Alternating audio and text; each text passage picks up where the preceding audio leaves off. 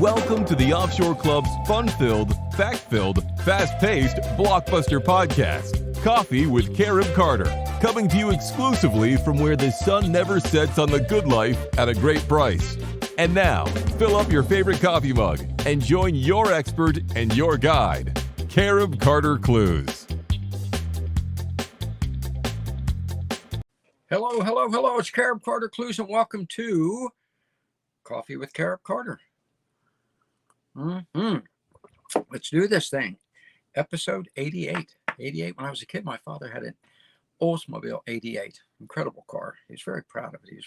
And unfortunately, he crashed it. I remember, this is very quick. I'm sorry for this aside, but I remember he crashed it, and I was in love with that car. I don't know why. I couldn't have been more than 9 years old. And he demolished it. It was like 2 weeks after he got that Oldsmobile 88. And I remember crying, looking and saying, I can't believe a car's going. My mother's Italian. She said, hey, stop worrying about the car. Your father's okay. That's what counts. She was right. All right. So I learned a quick lesson there. Priorities. Okay. Now our priority is helping you find the home of your dreams offshore. And that's what we're going to continue doing today on episode 88. Okay. We're going to continue doing that. And first of all, one of the first things we're going to do is we're going to start off with an interview. Okay. You remember last week I told you about $1,000 listing Caribbean on Roatan Island. Okay. You might remember. Okay. It was, what was it called? Jones Beach. All right. Jonesville Point. Remember that? I showed you that picture, Jonesville Point. I think that the property was about $100,000, might cost you another $100,000. So to build them, but you'd have a home on Roatan Island where there are $1 million homes, one of the most gorgeous islands in the entire Caribbean. Okay, I lived there for about 6 months, you might recall. Well, the response was unbelievable. People saying, tell us more about Roatan Island. Okay, a lot of people didn't even know it existed, which is understandable. It's one of the little island off the coast of Honduras. Said, tell us more about it. So your wish is my command. So today we have an interview with the gentleman who I consider like the honorary mayor of Roatan Island. Okay, good friend of mine. Matter of fact, he's like a brother to me. A gentleman named Dan Taylor. One of the most brilliant people I've ever met in my life, as you were about to see in this interview. This guy is very intelligent. As he's talking, I want you to keep something in mind. Former military officer. You'll hear a little about that. Very, very serious thinker, good guy, but very strategic thinker. It doesn't make snap decisions. So he's telling you why out of 114 locales that he reviewed, I mean, that's the kind of strategic thinker Dan is. He chose Roatan Island, okay, and why you might want to do the same thing. It's a great interview. Then we're going to head down to Panama. A lot of you say, show us more properties in Panama. So I have one for you. I have a great property in Panama for you. Again, just around $100,000. Offer them less. And when we get there, I'm going to explain to you something that sometimes I forget to remind you of. Remember, this is the tropics. So you don't need a great big home because most of the time when you're in the tropics, you're outside. It's not like up here in York, Pennsylvania, where it gets cold and you stay inside most of the time. You live outside. So we're going to look at that property in a few minutes. Finally, we're going to finish up with a motivation minute. Somebody who I just love. When I say his name, somebody you're going to know, Les Brown. Those who know him are shaking their head and say, yeah, it's kind of tough to find anybody better than Les Brown. Was a sincere, decent, wonderful man to help you get your life in perspective. Those who don't know him yet, once you watch this 1.5 minute or so video, I think you're going to want to get to know Les better. And so we're going to see that in a few minutes. So when right at the close there, like we always do, our motivation minute. Okay. So let's get started. All right. As I mentioned, Dan Taylor is like a brother to me. I worked for him when he was building Keyhole Bay, one of the most gorgeous residential resort communities in the world. I'm just going to tell you, it is fantastic. And I came to admire him because I remember the example. One time he moved mountains. I mean, he would take a mountain from one place there on the island and move it to another. And he had one of these earth compactors, you know, the big things with the big iron wheels roll. And he's explained to me, now, Carter, I want you to count. I want you to count how many times he goes back and forth over that parcel of land that he's compacting. And he said it's 27 times. That's the number of times required to properly compact the land in order to lay a foundation on it. Yeah. Yeah. Yeah, that's the kind of guy Dan is. So he did his homework and his legwork on Roatan Island so that you'll know exactly why Roatan may be the place that you want to move to for the rest of your life, okay? At least a vacation home, a getaway, but I think maybe move there. So let's talk to Dan Taylor. Great guy on Roatan Island, from Roatan Island. And now, folks, I promised you an incredible interview with the guy I consider the honorary mayor of Roatan Island, a more than, I was going to say a dear friend of mine, but more than a dear friend. Dan Taylor's like a brother to me, and he's also one of the most brilliant men I've ever met in my life, without exception. I mean, I literally saw this guy move mountains on Roatan Island. Dan, how are you, buddy? Well, I'll tell you what, Carter, unfortunately, I'm up in the United States right now, freezing my butt off. So I'm not used to this frigid cold weather. I'm having to wear long pants and a long sleeve shirt, but I think I'll survive. At least I'm not in Baltimore. Yes. Well, I'm actually, even when it comes to the cold, I'm actually worse in Baltimore. I'm in New York, Pennsylvania, so it's even worse for me. But it's great to see you again. You look great. You look great. You feeling good? You know, I've known you long enough to know that you wouldn't say that if it wasn't true. Absolutely.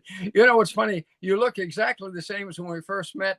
I think 10 years ago, folks. I was down on Roatan Island with Dan for about 6 months. I think it was almost 10 years ago. Is that right, Dan? Carter, I would say it was even more than that. But you know, it seems to me like it was right after we started Keyhole Bay. Yeah. And I would have said that it would have been around 2006, but I may be off on that a little bit. Well, you know, I think it was. It may have been. It was around when my brother had his heart transplant. So I think that may have been. You remember that when Vince had the heart transplant? Yeah, I was going to say it was about a year before that, actually, Carter. There we go. Okay. Very good. Very good. Folks, Dan is an engineer, so he's very precise, and you can take his word for this kind of stuff. An engineer with a tremendous background. I remember when you told me back when we were together down there at Keyhole Bay down on Roatan Island that you were in charge of building like bridges over rivers and that big tanks and everything could go across, right?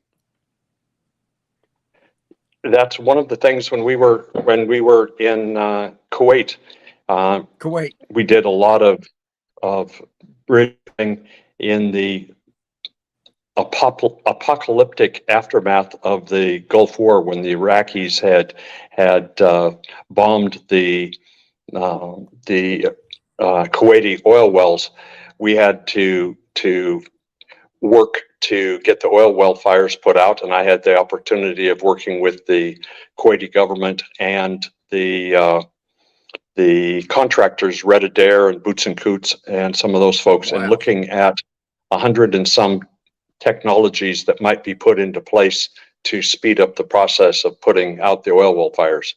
And in that process, we had to do a lot of engineering to try and get, as you can imagine, the oil in that country was going from a wide base of oil wells and getting funneled into collecting stations and then pumped to other collecting stations. So it was like a fan shape that led out to the ocean. And to get water to go back to the oil wells, we had to turn all the pumps around, and so that it would we could draw from the and distribute that water inland to the oil wells themselves to aid with the cooling down of the fires and ultimately putting out the fires. So we got a chance to do a little bit of fun engineering. And Yeah. one of the joys of doing fun engineering is working with an unlimited budget. And the Kuwaiti government was losing so much money hourly Right. that they were throwing as much money as we needed to try and work out different kinds of technologies to help them out. And we were successful, and that makes it a lot more fun. That's incredible. And then when I met you, you were engineering Keyhole Bay, an incredibly gorgeous residential resort community on Roatan Island. You bought a bare piece of land and turned it into, well, a stunning resort, Dan. Stunning. Amazing. Well, thank you. The objective was to set a benchmark for quality that would stand and show the test of time, and in essence do everything the best way, whether it was from an infrastructure perspective or a finishings perspective, trying to deliver for our clients the best that technology would allow at the time. And at this point on Roatan, the finish work and the work that we were able to do in those days still stands up as the best that is being done now. The 2010 recession, it hit you guys in the States in 2008, but it took a couple of years to catch up with us. And that affected a lot of the business, the millwork companies that made round top doors and made all kinds of nice cabinetry and real nice doors. And they went out of business. And that's been, 12 years ago. And it seems like a lot longer. And those companies haven't been replaced. And so the company that was the best was an Italian company that used Italian equipment and just made phenomenal millwork. And after the recession, they moved their operations to the U.S., to Miami, actually. And there are other cabinet shops that do okay work, but they don't do superb state-of-the-art quality work.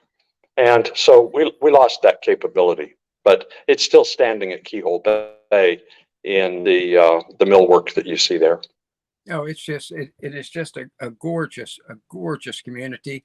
And you went to, let's back up. You and Sam, your wonderful wife, and please tell her I said hello. You looked over, did you tell me at one time that you considered like 107 locations before you chose Roatan? Am I overstating it? Because I do engage in hyperbole occasionally. I've heard that about you, Carter, but I've never found that to be the case in our personal relationship. Actually, we looked at 114 places at the I'll call it the academic level, and looking in libraries and on the internet, and we set up criteria of where do we want to live, and we could live anywhere that we wanted at the time. So it was a matter of let's pick a place and set criteria to measure it against. And we had lived in 13 countries at that time, and probably that many states in the U.S. And so we had some experience to draw on that was that helped us set up a spreadsheet. I hate to call it anything too fancy, but we set up the criteria of how important is education, and how important is weather, and how important is security, and how important is, and then we rated those items on 114 different places, and narrowed it down to 13, and then visited those 13 places and our first choice was the Turks and Caicos Islands on Right. Provo, but our experience there, we moved there and set up a logistics company. But the business climate there was not really set up for entrepreneurs. And I'm an entrepreneur. That I love starting and building businesses, and the climate there just wasn't real good for in that Commonwealth like company or country. And so we sold the companies and looked again at increasing the importance of having an environment that was friendly to entrepreneurship. And Roatan stood out then. And so we started asking different kinds of questions, came and visited, and did our mother may I's with the 800-pound gorillas that were on the island at the time, and decided that this was the place to come and be entrepreneurs. And now we've been doing that for 20 years. Incredible. So we had Keyhole Bay when you and I worked together, when I worked for you, and it was a wonderful experience. And I learned from you daily and what you were putting together there. I mean, there was nothing there, and you built a gorgeous. I think the Keyhole Bay was, I think Marriott at one time named it the prototype of what a residential resort community could be. Do I recall that correctly? That is correct. We spent a lot of time with Marriott. They were more interested in having it become a resort than I was, and I was more interested in making it a residential community. And the difference is the number of doors, the density.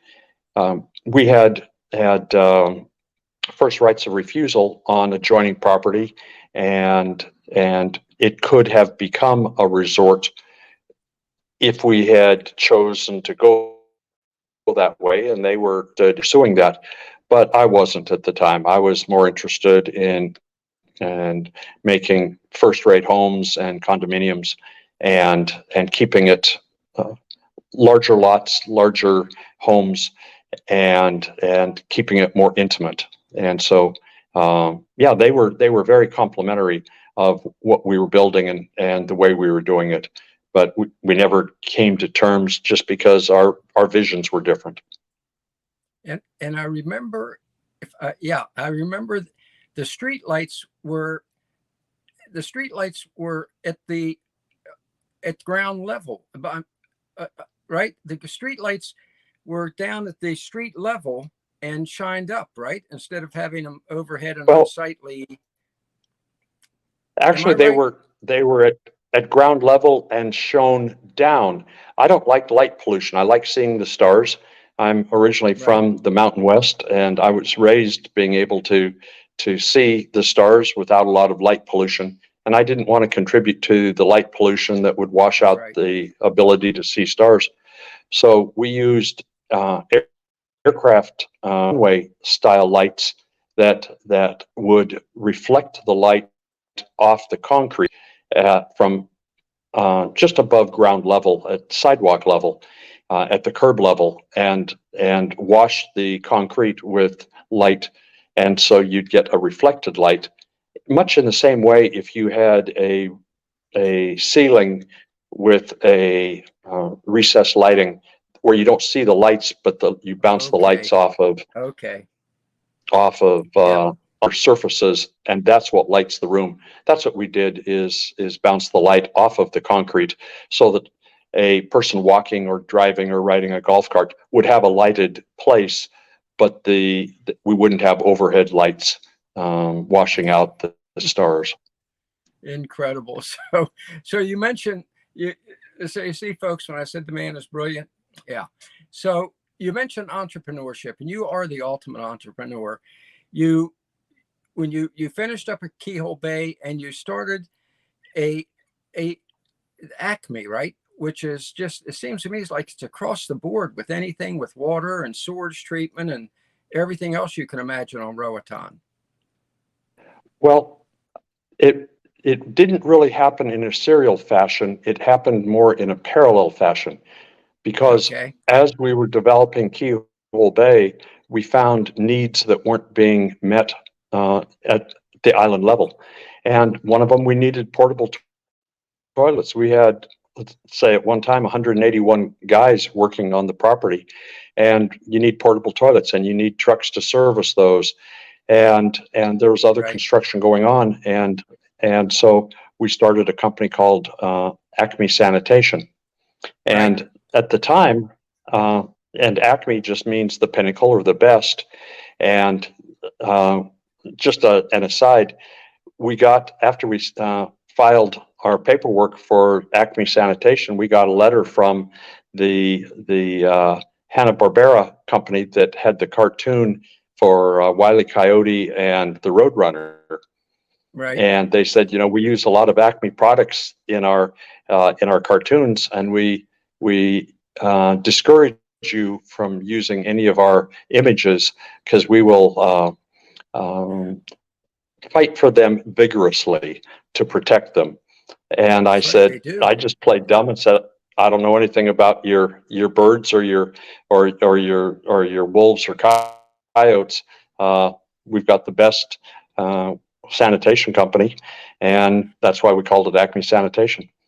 And they didn't respond, and I never put a roadrunner or a coyote on any of the equipment. But we just saw the need in the construction to fill needs on the island. So we ended up with 3 companies that we started in parallel, but out of phase with the starting of Keyhole Bay. We had Pure Water Solutions, Right. and we had Roatan Irrigation. And I had partners, a British guy that was a partner of mine in Roatan Sanitation, and then a Canadian guy in Pure Water Solutions, and then a Honduran guy in Roatan Irrigation. And we found that we were spending more time in process management and trying to manage the accounts payable and the accounts receivable for all of those water related companies. And so in 2011, we merged those companies into a company called Acme Environmental Solutions. And that Right. company is live and well and working. As a matter of fact, last week I was interviewing a guy who is looking to move to Roatan from the U.S. That has worked in Afghanistan and Madagascar and South Africa, water and wastewater guy, to become the new operations manager for that company. And it's alive and well. And then we have has 4 other companies that are alive and well and growing in that environment of growth that we're seeing on Roatan right now as well. It's a great environment for people who really like to see things grow without the impediments. Sometimes government organizations, and we use the word bureaucracy as a negative thing, but bureaucracies are important in that they create a set of rules that you apply for things, and the rules don't change all the time. And bureaucracies aren't a bad thing. It's if you're in a company, you have a bureaucracy that says, how do people take vacation, and how do you record their days on and their days off, and those kinds of things. But sometimes bureaucracies get in the way of helping your clients and get in the way of doing positive things. And that was my experience in North America, is that some of the bureaucracies, especially at the municipal level, were not being managed in a way that helped my clients. And here, the water and wastewater rules allow us to do what's right for our clients. So there isn't a one size fits all. I can design a system and install a system for a 50 unit hotel dive operation that has 50 bungalows over the top of the water and design something uniquely for them that protects the dolphin and the other animals and fish that are around the area, and then turn around and do something completely different with different technologies for a neighbor of theirs, that where the same technology isn't rubber stamped. And I really like the ability here of being able to look at the new technologies that are being brought to the fore every day, every week, every year, and getting smart people that are doing the kinds of things that I don't do, and learning from them, and then seeing how does that help my client, and how do we make that make sense in our environment. It has to be sustainable. It has to be something that a workforce that isn't a real sophisticated workforce can install and operate, and that's sustainable. And that's one of the great things about having different companies here, is I can do different things, and I can help young engineers, young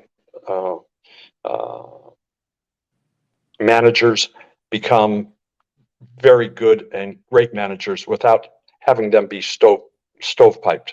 For example, in one company that I have, it's called Total Maintenance Solutions, and we have an administrator that came out of a bank, and he does all of the financial, all of the administration, all of the banking, all of the work that in a different world would be half a dozen different people. And he doesn't know that what he's doing is really special, because he gets to see the whole picture of the whole company from the time that the proposals are put out, they're accepted, the advance monies are paid, the work is accomplished, the money's collected, the money's invested, the inventory is purchased, and the cycle starts again. And he doesn't know how lucky he has it that he gets to see and do all of those things. And the same way with Acme. If you go to the International Water and Wastewater Show, there are stovepipes, there are the portable toilet people, and the septic building people, and the septic cleaning people, and the municipal wastewater people, and they're all in different groups, and they all go to the same show, but they're markedly different professions. And here we have a group of engineers that get to do all of those things. And I try and take people to the water and wastewater show, our senior guys, so they can, and gals, so they can see how special and how fortunate they are to be able to see the whole picture and control the things that they wouldn't have control of in other parts of the Western Hemisphere. You are a remarkable man, as I've known now for over a decade. We're almost out of time, but what would you say? What would you say to people in two respects? One, entrepreneurs, as to the atmosphere for them to come down there and strike out on their own in whatever direction they think is best, and the lifestyle in Roatan. And sum that up for us in 30 seconds, if you don't mind. Well, I've never been able to sum up anything in my life in 30 seconds. Let's see. I would say everybody that I know works. And if you have to work, this is a great place to work. This isn't a place that you're going to come and make a gazillion dollars. The people who can pay a gazillion dollars aren't buying the services that we sell.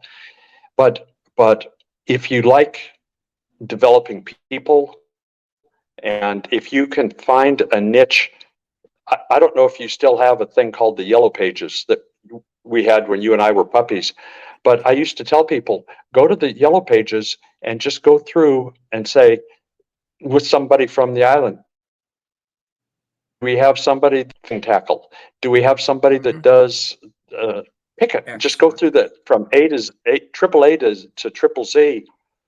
And if you're the kind of person that really enjoys providing good service to people, it doesn't matter what the product is.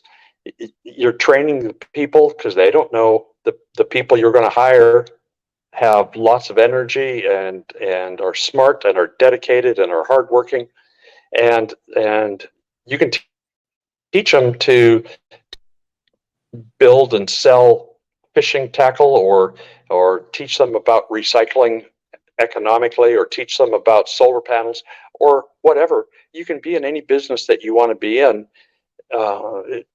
There's no limitations, and the people on the island are really receptive to anybody that comes to the island and brings positive energy, good ideas, that helps the local community get better. It's a real positive place to work, live. My wife and I leave once a year to go to the States for a 50,000-mile checkup and Right. check up on our health and that kind of stuff. And I always really enjoy the experience of getting back to the island and getting back to a lifestyle that we really love. It's fantastic. Dan, thank you, sir. This has been exactly what the Offshore Club members needed to hear. And you're an inspiration. You are an inspiration and an entirely enjoyable person on top of that. So that's pretty good. That's pretty good. And modest. And modest. And modest on top of it all. So thank you. Thank you very much. Thank you for joining us. And say again, thanks for the opportunity to talk about.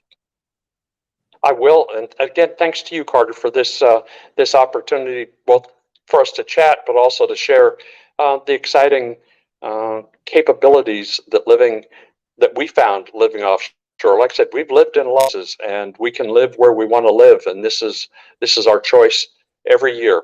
We revisit why are we here and where do we need to be, and Roatan works for us. Fantastic. Thank you, sir. Thank you very, very much. All right. There you go, folks. Take care, pal. You know, now you can see why I say he's not only a friend, but a brother. Great guy, brilliant man. And accept that invitation to head on down to Roatan. When you get down there, grab Dan, sit down with him for a cup of coffee. He doesn't drink coffee. Let me correct myself. Sit down with him for dinner and pick his brain and enjoy his company along with Sam. So that incredible guy. Wonderful, wonderful gentleman. Didn't I tell you? He's just what a straight shooter. Okay. What a straight shooter. And after that, now you know that when you make your choice to go ahead and purchase property on Roatan Island, like the one I showed you last week, that Jones Point there. Okay. Remember I showed that to you last week. You can go back and review episode 87 if you want to take another look at a Jonesville Point. When you make your decision, it's not just because you're in the sun, sand, and surf. Beautiful every day of the week. As good as that is, it's not just that. It's a great place to live for the opportunities you're going to have, as Dan explained, the opportunities you're going to have, okay? And the people you're going to meet, like Dan Taylor. Tremendous expat community, okay? But now we're going to leave Roatan Island, though, okay? You might have been thinking to yourself, well, why don't you show us another place on Roatan? Well, because I also get a lot of requests about Panama, okay? Now, let me say about Panama. Somebody said to me, why don't you show us more in Panama? Same reason I don't show you more in Costa Rica. One of the slogan of your Offshore Club is the good life at a great price in the sun, sand, and surf. And you get that in Costa Rica and Panama. But I think probably, I always tell people, the cost of living, if you go to Panama or Costa Rica, we're focused on Panama now, is about half what it is in the U.S. A little less than that, not quite half, okay? So you're going to live very, very well in retirement. If you bring in $2,000 a year, you're going to live very nicely. But the price of the other Central American countries and Latin American countries, most of them, is about a quarter, a third or a quarter, okay? You see what I'm saying here? You see what I'm saying? I'm always looking out saying, where's the best bargain? Where's the best bang for the buck, okay? And the advantage of Panama, it's one of the most modern countries in Central or South America, one of the most modern. It's very near Very modern, very modern. In some areas, it's like you're living in the United States, okay? Much nearer than if you're in Guatemala, Honduras, El Salvador, Nicaragua. But you pay for that. You're going to pay a little more. You're still going to live for half the price you would in the U.S., but you're going to pay a little more. That's why I don't talk more about Panama, okay? Okay, that's what. But this time I did find you a place. I did find you a place. Went to, you don't even have to guess right now, do you? Vivian. You know, I love Vivian. I always recommend it to you. Vivian, vivian.com. Okay. That's the number of the home property, the home we're going to be looking at. Okay. Okay. Before I read it to you about it, let's do our geography first. Okay. Look, I know, obviously, you know, I've been in most of these places, lived in some of them. So I know these countries like the back of my hand almost. But I know some of you say, well, where is it exactly? All right. There you go. There you go. Okay. Down there where the Panama Canal is. All right. You see it down there? Way, way down there. Little red, where they built the canal. Okay. Way down at the end of Central America, right before you get to South America. All right. Specifically, we're going to be looking around the La Chiquera. I know I'm butchering the name, but that's the area right on the Costa Rican coast. Okay. See, I circled in red for you. It's where we're going to be looking for it. So you're right on the water, which we love, don't we? You know, sun, sand, and surf. We love that. So that's where we're going to be looking. So let's look at this property. It's nothing elaborate. 2-bedroom home for sale in Cherokee, Panama. That's how we'll pronounce it. Okay.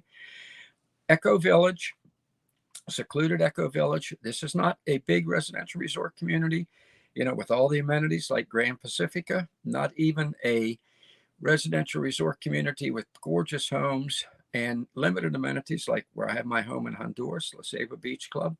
This is it's a community though. It's an eco community. You're very close to nature here. Okay, there aren't a lot of homes. There are other homes there, but not a lot of them.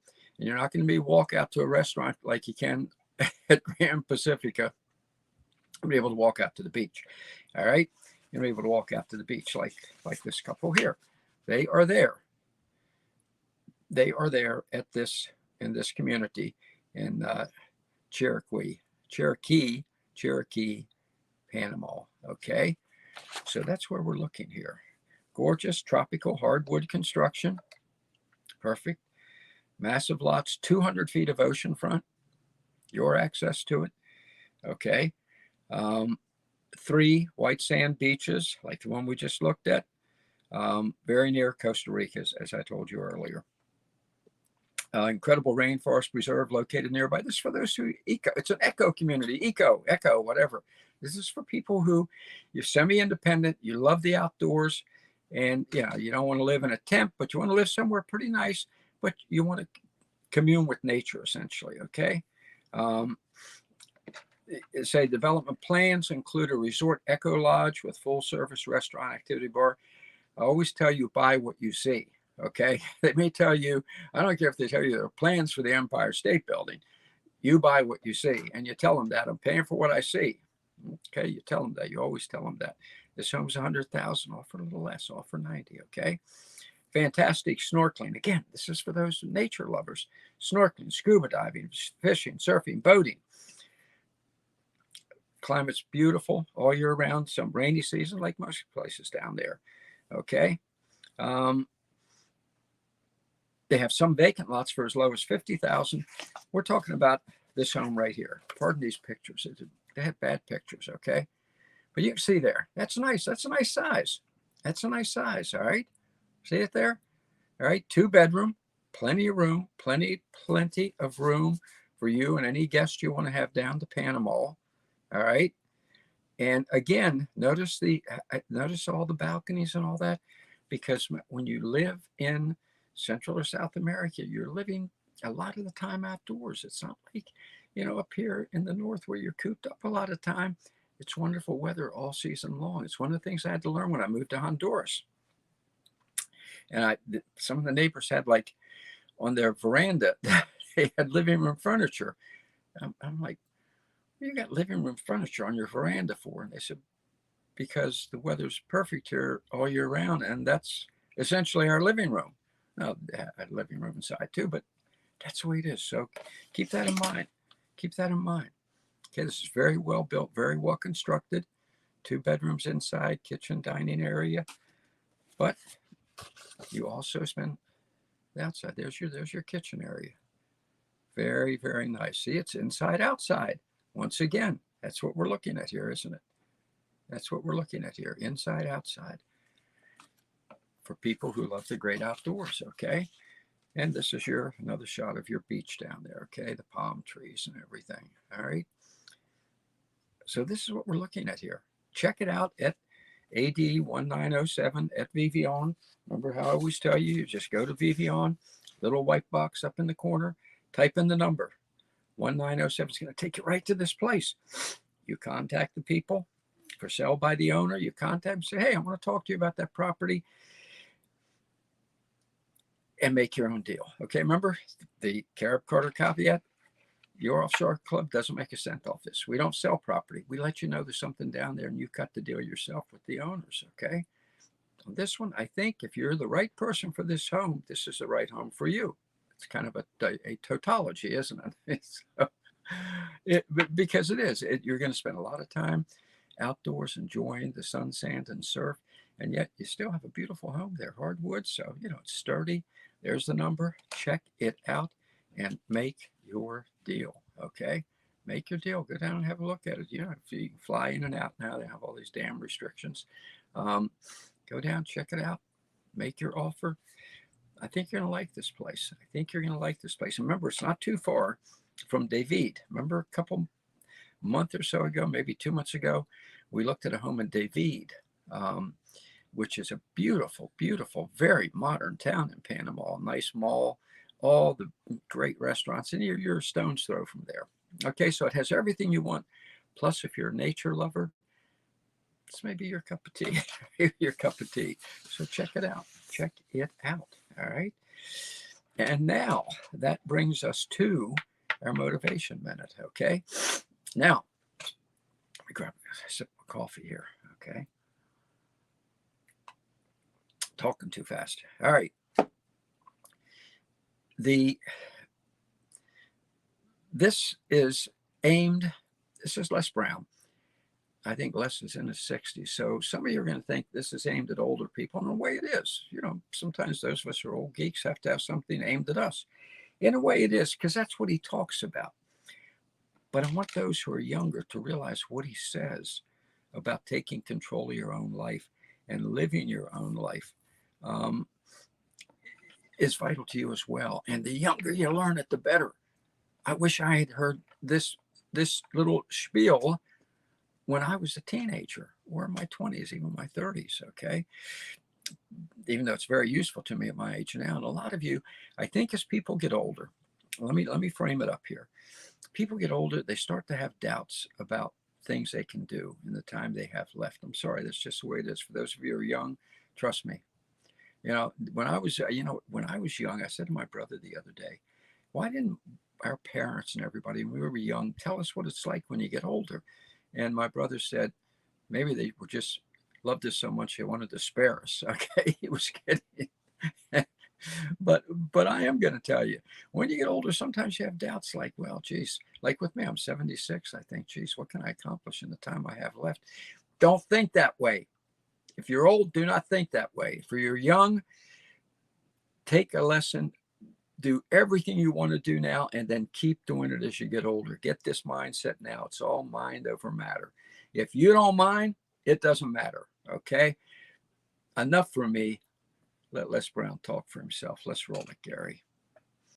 I strongly believe you're never too old to set a new goal or to dream a new dream. I did an interview for a talk show, and after the interview, and I answered all of the questions, and I showed passion and personality.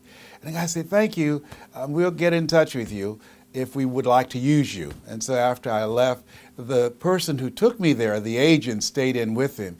And she came out to the car, and she's looking kind of withdrawn. I said, what's happening? He said, you're too old. I said, he said I was too old, little bird chest punk. I said, I do 142 push-ups straight. I bet you he could do it. I'll go there and challenge you now. She says, let's leave the man alone. He just thinks you're too old. I said, 67? I feel like I served at the Lord's Supper. But I didn't give up. I kept on going, and eventually someone called me who heard about me looking for a talk show, and CBS Radio offered me a show. Now, what if I'd just given up and stopped? I just kept going from interview after interview after interview. I believe if you forget your years will forget you. And sometimes you got to fix yourself up. For instance, you don't see any gray hair on me. You know why? Because I use mascara to cover it. My kids say, Dad, you look distinguished with your gray hair. I said, at 67, I'm not trying to look distinguished. I'm trying to look young. Don't give up on your dream. You might have to use mascara. There's nothing wrong with that. Go make the money.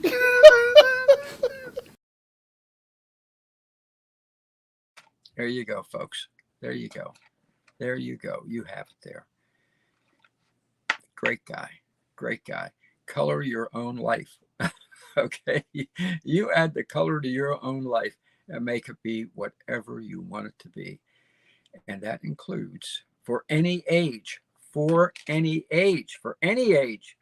young to old, you know, to the young at heart of any age, as Frank Sinatra would say. Color your own life, you know, do what you want. Don't let you the worst thing that happened to you at any age is to look back and say, I wish you would have. Don't let that happen to you.